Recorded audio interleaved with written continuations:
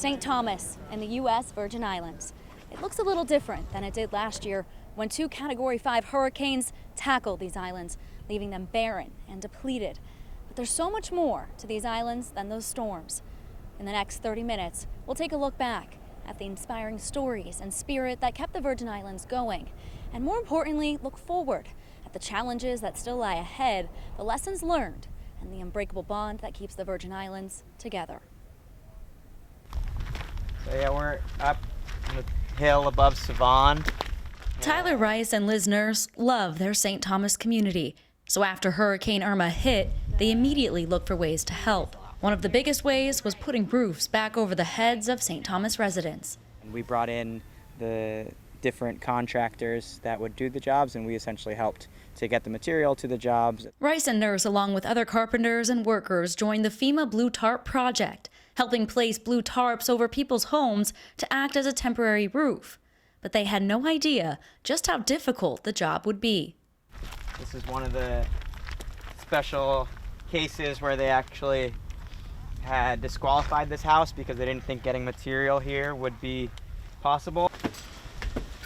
Their last job on the Blue Tarp tour, this home on a hill above Savon, nearly 66 stairs up, and they did it all by foot. From here, we'd take all the plywood and we'd walk it all the way up to the house. So this was the start of the long journey up to the top where the roof was, and they carried the supplies each day for 4 days until they got the wood to the top for the carpenters to put on the roof. First step was getting the truck up here, which if it was raining or wet at all, we couldn't get the truck here, so we'd have to start carrying it lower. Looking at the terrain they had to cross to meet this house, the job seemed nearly impossible, and that's what many others who turned down the project said, as they called it a doomed job. But this particular team wasn't about to give up. The biggest reason that we got involved was just we really wanted to help. So I think in cases like this, where it just takes a little bit more effort, it was a really easy decision for us to put in the time. Because of this group and several others like them, over 200 homes got blue roofs. Thanks to their effort, the home that thought it was forgotten got a roof too. They at least have something to protect them from the weather and start the process of moving forward. Up to a house that we're working on, we're working with them on their cistern. In the days following Hurricane Irma, a group of friends put their heads together and asked, how can we help? The result, an incredibly effective nonprofit that is still around today, helping St. John return to what it was. We get this inspiration after an event like this to be involved civically, and that definitely happened to us. And so this is something where we're not only looking at responding to the storm and helping people recover from it, but prepare in the future. Stephen Libby is part of that original group of bartenders, waiters, and business owners that banded together for their island, locally known as Love City. They call themselves Love City Strong. Now he helps lead projects for continuing recovery efforts on St. John. This is just one of the projects Love City Strong is involved with to help get this home back on its feet. The crew here is working on removing mold from inside the house so the owner can one day return home. In crews of just 3 to 4 people, Love City Strong goes out to help homes dealing with mold issues or clean water. Come here and we take bacterial samples of the cistern water for the residents. It wasn't like, okay, I need to help. It was, we need to have action. We need to take action, and these are the things that need to be done, and let's do them. Tanisha Keys is one of the members of the water team and also a co-founder and board member for Love City Strong.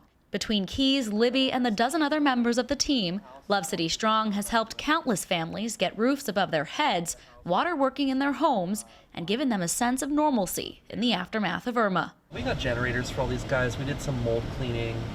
The Love for Love City crew got a new roof on that place to the right. Like I said, the lady was sleeping in a tent.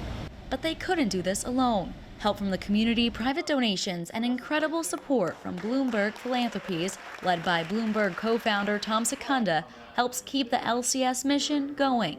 We've come a long way. Coming out the following day after the storm, the first thing you think is, wow, where do we go from here? Like, this is so bad. And a year later to see some of the things that have transpired. Organizations that didn't exist pre-storm are now, strong entities. Thanks to a group of friends just wanting to do more, Love City is now stronger than before. Over here is what used to be our dock. When boat company owner Matt Ridgway saw images of the damage on the other islands after Hurricane Irma, he immediately stepped into rescue mode. As soon as the curfew was lifted, we asked for volunteers to come down and bring whatever hurricane relief supplies they could. Soon, the dock in Christiansted, St. Croix was full of food, water, and whatever supplies they could get across the water. It wasn't a quick trip. The journey to St. John took 4 hours, one way alone. Ridgway's crew did about 27 trips. At the end of the day, I'm just a boat captain, so I did what came naturally to me. We loaded up our boats with as much food and water as we could safely carry, and we left and headed across the way. It all started as a Facebook event, then turned into a massive relief effort, bringing hundreds of volunteers here to the boardwalk in St. Croix before the boats left, beginning the long journey to St. Thomas and St. John to deliver supplies and then bring back evacuees. But just 2 weeks later, another hurricane hit. This time, it didn't spare St. Croix. It knocked out Ridgway's dock, but that didn't stop them from their mission. Ridgway, his sister Sarah, and many others stepped up not only for St. Croix, but continued their trips to St. John and St. Thomas, even after Maria hit. Donating and delivering about 7 pallets worth of goods. We've got lots of great volunteers here this morning. It was obviously a very stressful time, but it's incredible to have that sense of purpose and to be surrounded by other people that feel it also, and they just want to help each other. It's absolutely incredible. Ridgway says it wasn't just him or his boats or his crew. It was all of St. Croix that came together to help the other saints in their time of need. St. Croix showed their true colors, and it's such an honor to know that there are still great people in this world that will do anything for their neighbor. Coming up, a local restaurant makes a triumphant return, a business weeding out, and an island staple finds ways to adapt. Coming up on After the Storm on USVI News, the Virgin Islands Connection.